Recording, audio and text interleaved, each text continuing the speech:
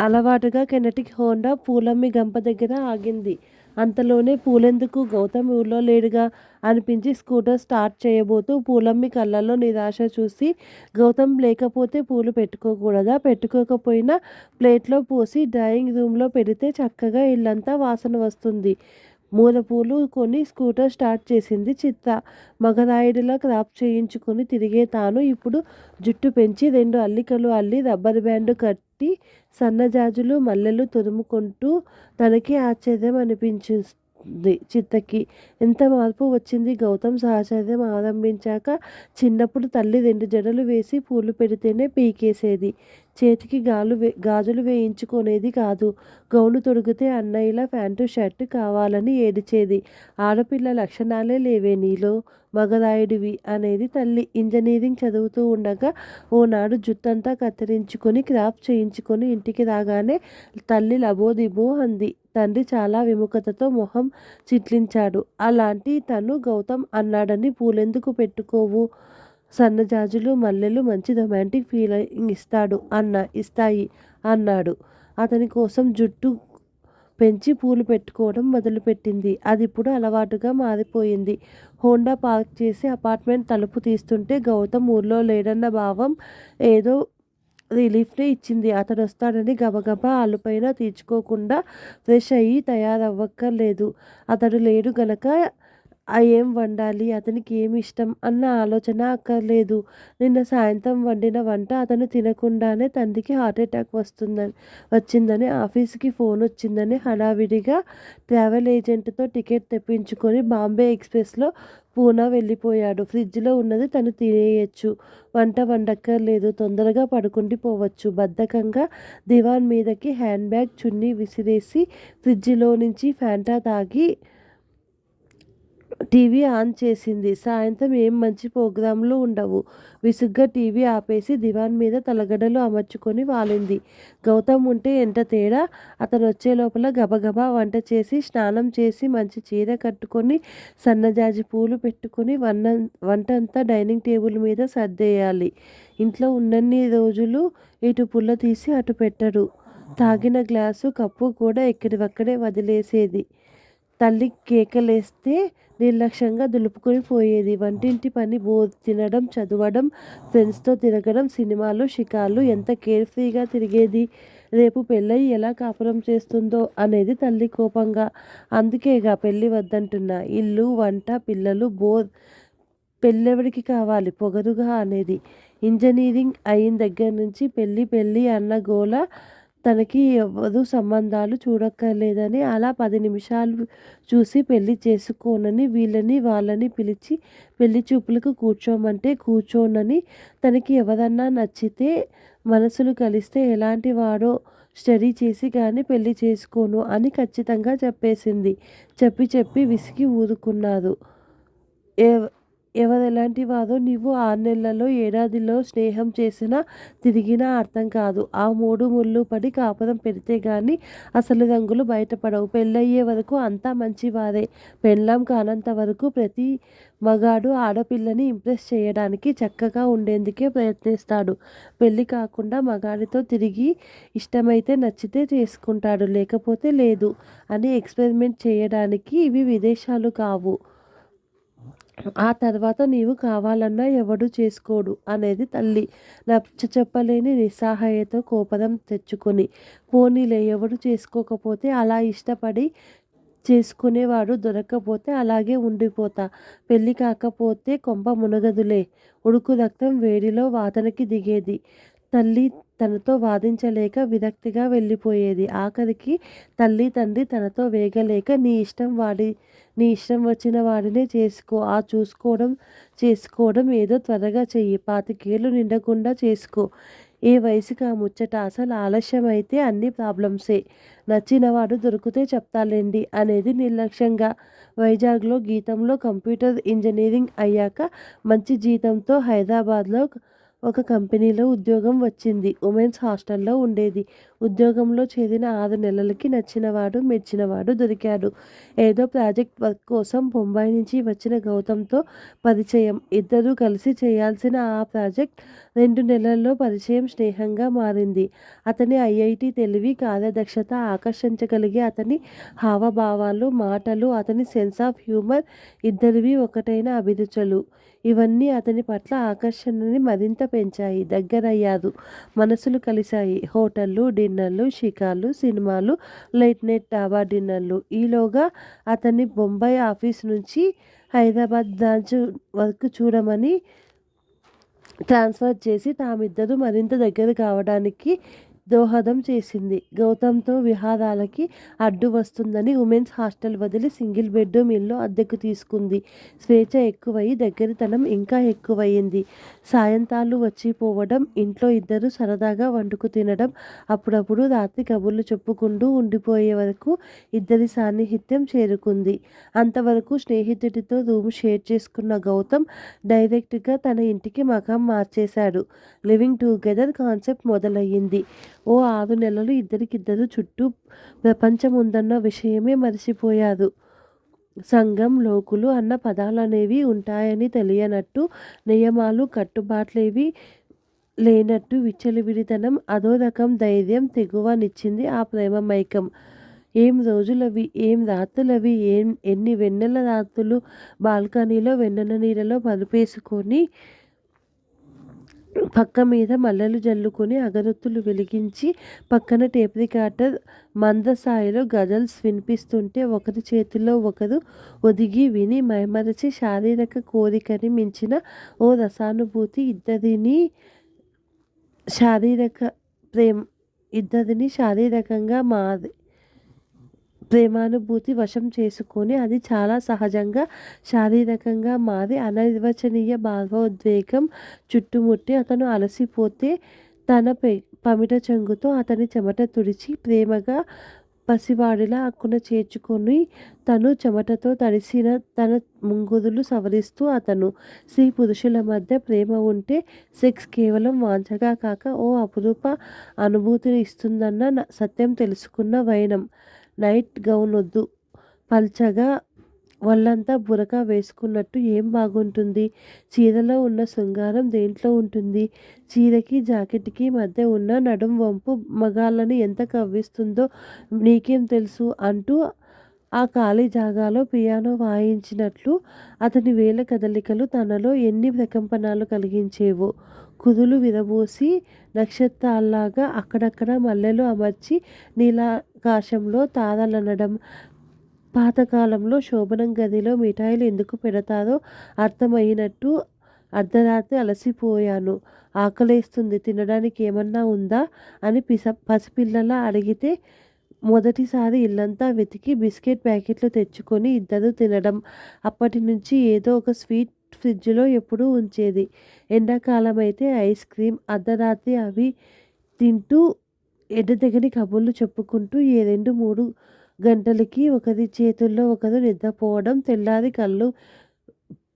కళ్ళు విడక పాలవాడు పనిమనిషి తట్టే బెల్లు మోతలకి లేవక తప్పడం. ఎర్రబడ్డ కళ్ళతో ఆదరా తయారై ఇన్ని పాలు పోసుకొని కార్న్‌ఫ్లేక్స్ లేక 2 బ్రెడ్ ముక్కలు నోట్లో కుక్కుకొని ఆఫీసుకి పరిగెత్తడం.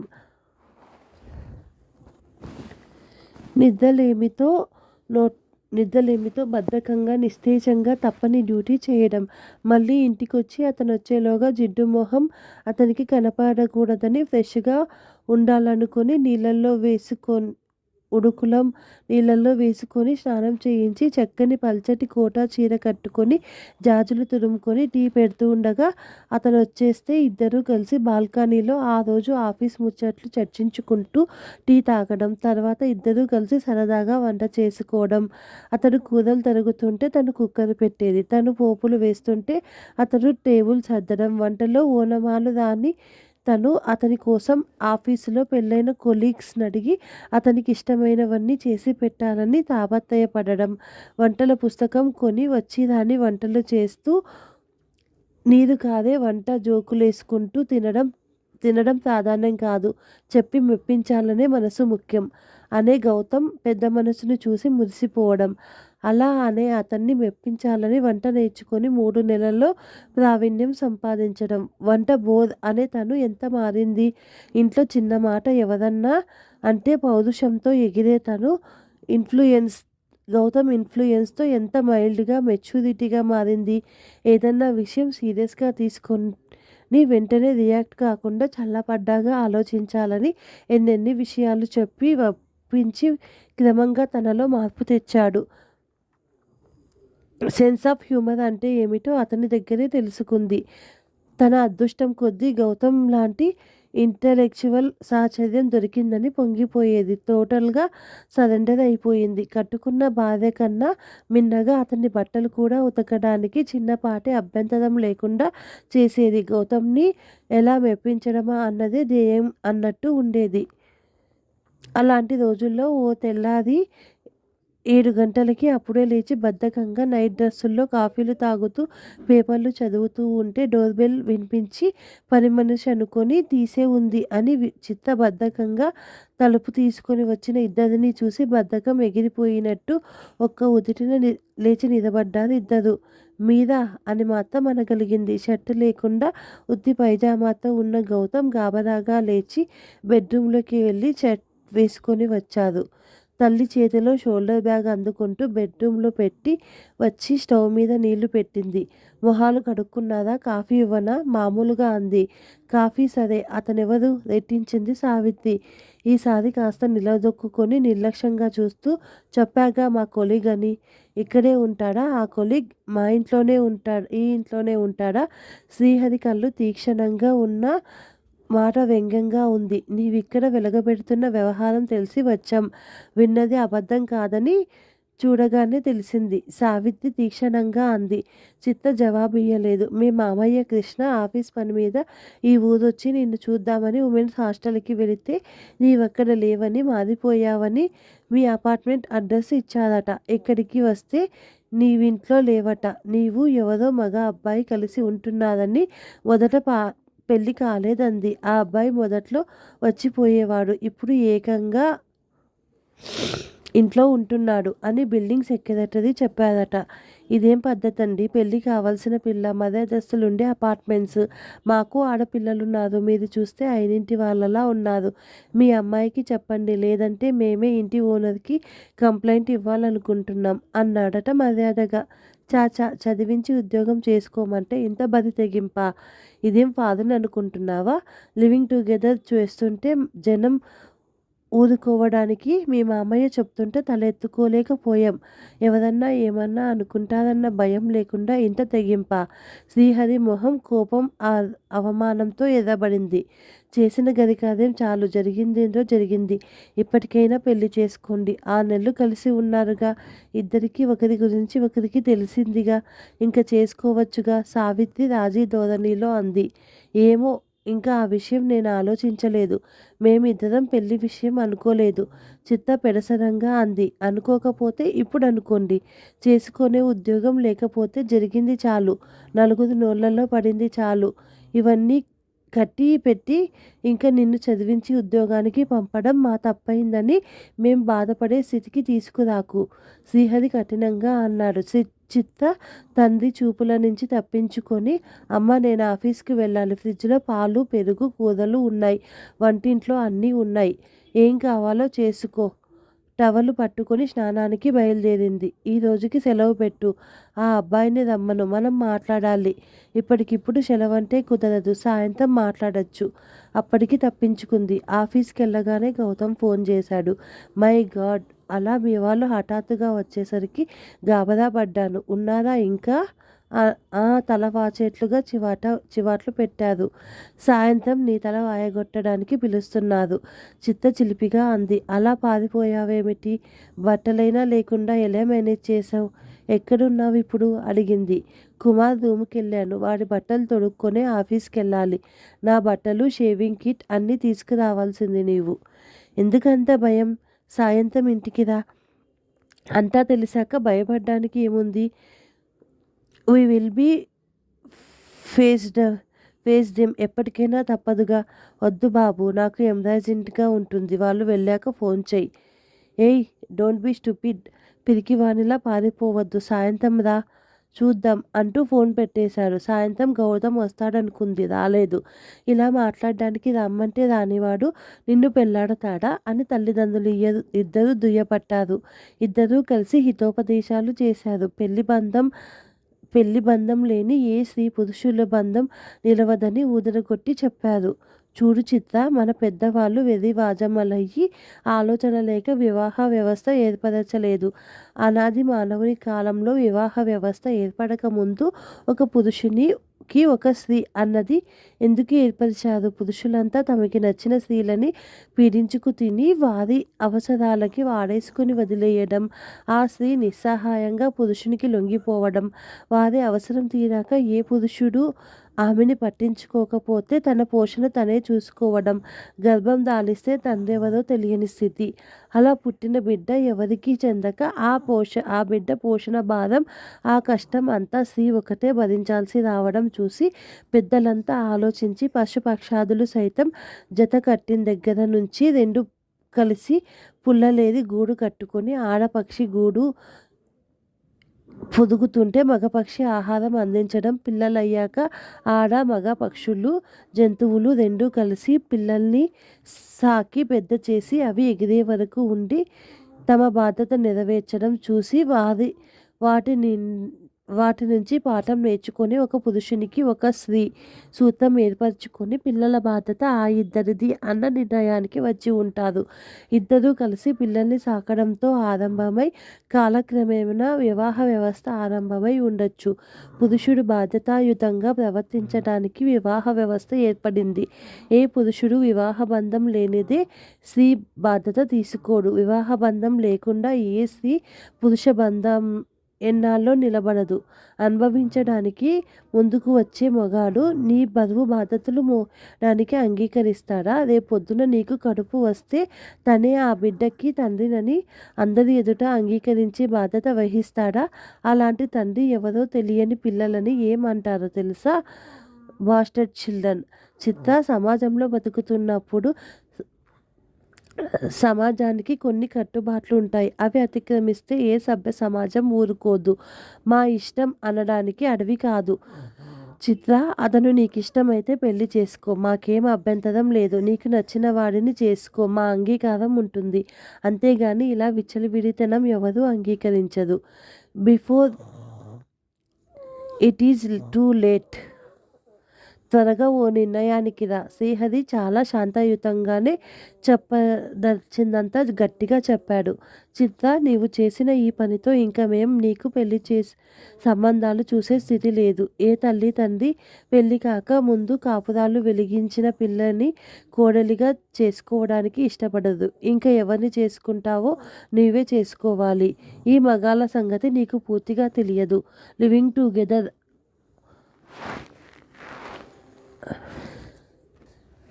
లివింగ్ టుగెదర్లకి అభ్యంతరాలుండవు. అదే పెళ్లి చేసుకుందాం అనేసరికి అమ్మా నాన్న సంప్రదాయం గుర్తు వస్తాయి. ఈ కలిసి ఉండడాలు ఎన్నాళ్ళు మోజు తీరగానే నిన్నెలా వదుల్చుకుందామనే చూస్తాడు మగాడు. నూటికో కోటికో ఓ మంచివాడు ఉండవచ్చు. నిన్ను నిజంగానే ప్రేమించిన వారు దొరికితే అదృష్టవంతురాలివే. ఈ గౌతమ్ని నీవిష్టపడ్డావు కనుక అతనితో పెళ్లి ప్రస్తావన తీసుకురా. ఏమంటాడో విని గ్రహించుకో. ఇంకా ఆలస్యం చెయ్యకు. సావిత్రి హితవు చెప్పింది. ఇద్దరి మాటల్లో కొంత నిజం ఉందని మొదటిసారి అనిపించింది చిత్రకి. తల్లి తండ్రి వెళ్ళాక ఇంటికొచ్చిన గౌతంతో అమ్మా నాన్న దుమ్ము దులిపి వెళ్ళారు. ఇలా ఇద్దరం ఉన్నందుకు నీవొస్తే నీతో పెళ్లి గురించి మాట్లాడుకుందాం అనుకున్నాను. ఎందుకు రాలేదు? అందుకే రాలేదు. ఈ పెద్దలెప్పుడు పెళ్లి మాట తప్ప మరోటి మాట్లాడదు. అప్పుడే పెళ్ళేమిటి? ఇంకా పూర్తిగా సెటిల్ కాకుండా 1.5 ఏళ్ల అయింది ఉద్యోగంలో చేరి. ఇంకా 25 నిండలేదు. 4 డబ్బులు వెనకేసుకోవాలి. ఓ ఫ్లాట్, ఓ కారు ఏమీ లేకుండా ఇప్పటి నుంచే పెళ్ళేమిటి? చాలా తేలిగ్గా కొట్టిపారేశాడు. చిత్రమొహం కాస్త చిన్నదైపోయింది. పోనీ ఇప్పుడు కాదు, ఇంకో 2 ఏళ్ళు ఆగి చేసుకుందాం మనం అని అనకూడదా? మీ వాళ్ళు చెప్పు. మీ వాళ్ళకి చెప్పు, కొన్నాళ్ళు ఆగి చేసుకుంటాం అని భరోసా ఇవ్వకూడదా? గుప్పెడంత గుండె ఇంకా ముడుచుకుపోయింది. తల్లిదండ్రి చెప్పినట్లు లివింగ్ టుగెదర్ మీద చూపిన ఉత్సాహం పెళ్లి పేరెత్తేసరికి తగ్గిపోతుందా మగాళ్ళకి? మొహం ముడిచిపోవడం చూసి, ఏమిటలా చూస్తున్నావు? అమ్మాయి గారికి పెళ్లి మీదకి పోయిందా మనసు? అమ్మా నాన్న చేసిన బ్రెయిన్ వాష్ పని చేస్తున్నట్టుంది జోకింగ్గా అన్నాడు. అమ్మా నాన్న అన్నాదని కాదు, మన గురించి చుట్టూ ఏమనుకుంటారో వింటే. ఈ సెక్రటరీ గాడున్నాడే, వాడే మా మామయ్యకి ఇంతా చెప్పాడు. సంసారు సంసారులుండే ఇల్లు ఇలాంటివి సహించం, ఇంటి ఓనర్కి చెప్పి ఖాళీ చేయిస్తాం అంటూ ఎగిరాడట. ఆ రాస్కెల్ పనా ఇది? ఉండు వాని పని చెప్తా అంటూ ఆవేశంగా లేచాడు. చాల్లే, వాడితో గొడవ పడితే మనకే నష్టం. అమ్మా నాన్న గట్టిగా చెప్పాడు. 6 నెలల నుంచి కలిసి ఉన్నారు. ఒకరంటే ఒకరికి అర్థమయ్యింది. ఇద్దరూ ఉద్యోగాలు చేస్తున్నారు. ఇంకా ఆలస్యం వద్దు అన్నారు. గౌతమ్ విసుగ్గా చూశాడు. అబ్బా, ఎంత చదివినా ఉద్యోగాలు చేసినా మీ ఆడవాళ్ళకి ఎప్పుడూ పెళ్ళిగోలేనా? పెళ్ళయితే తప్ప లైఫ్కి సెక్యూరిటీ లేదనుకునే సగటు ఆడదానికి నీకు తేడా ఏముంది? హేళనగా అన్నాడు. చిత్తమొహం ముడుచుకుపోయింది. ఇంకేం అనాలో తెలియక సరేలే ఆలోచిద్దాం. ఇప్పుడే అంటే కుదరదు. పెళ్ళికేముంది, ఎప్పుడంటే అప్పుడే చేసుకోవచ్చు అంటూ సర్ది చెప్పుతున్నట్లున్నాడతను. గౌతమ్ ఈ మధ్య మారాడని అనిపిస్తుంది చిత్తకి. ఆ ప్రేమ మైకం ఉద్ధృతం తగ్గింది. నిద్ర సరిపోక ఆఫీసులో పని సాగకపోవడంతో వీకెండ్స్కి పరిమితం చేసుకున్నారు. శృంగారానికి ఆఫీస్లో పనెక్కువై వంట చేయాలంటే బద్ధకం అనిపిస్తుంది. వంట చేయడం తన డ్యూటీ అన్నట్టు గౌతమ్ వంటింటి వైపు రాకుండా దర్జాగా పేపరో పుస్తకమో చదువుకుంటూ కూర్చోవడం చూస్తే చిత్తకి వళ్ళు మండు వస్తుంది. పైగా వంటకి వంకలు, కట్టుకున్న పెళ్ళాం మీద ఎగిరినట్టు బట్టలు ఉతికినవి ఇస్త్రీవి లేకపోతే విసుక్కోవడం విని విని ఓ రోజు చిత్త, ఏమిటలా మొగుడిలా అథారిటీ చేస్తున్నావు? నీ బట్టలు నేను రెడీ చేయాలా? ఇస్త్రీ పెట్టక్కడ ఉంది, చేసుకోవచ్చుగా అంది అరుస్తూ. గౌతమ్ మొహం ముడుచుకొని విసురుగా ఇస్త్రీ చేసుకొని బట్టలు వేసుకొని టిఫిన్ తినకుండా వెళ్ళిపోయాడు. 2 రోజులు మాట్లాడకుండా అలిగిన అతన్ని మళ్ళీ చిత్త ప్రసన్నం చేసుకోవాల్సి వచ్చింది. ఇంకో రోజు సాయంత్రం ఆఫీసు నుంచి వస్తూనే తలనొప్పితో పడుకుంది. వంట చేయలేదు. గౌతమ్ వస్తూనే ఆకలి అంటూ వచ్చాడు. 8 గంటలకి చిత్త చిరాగ్గా, వంట చేయలేదు, నాకు బాగాలేదు, నువ్వు చెయ్యి. కుక్కర్ పడేసి ఫ్రిడ్జ్లో నిన్న కూర పచ్చడి ఉన్నాయి, వేడి చెయ్యి. నాకు ఆకలేస్తోంది, ఇప్పుడు నేనే చేయాలా? చాలా చిరాగ్గా మొహం పెట్టి, ఏదో హోటల్కి పోయి తింటా, వంట నా వల్ల కాదు అంటూ వెళ్ళిపోయాడు విసురుగా. చిత్త మనసు చివుక్కుమంది. తనేం తింటుంది అని కూడా అడగకుండా, తనని రమ్మనకుండా అలా ఒంటరిగా వెళ్ళిపోయాడని ఉక్రోషం వచ్చింది.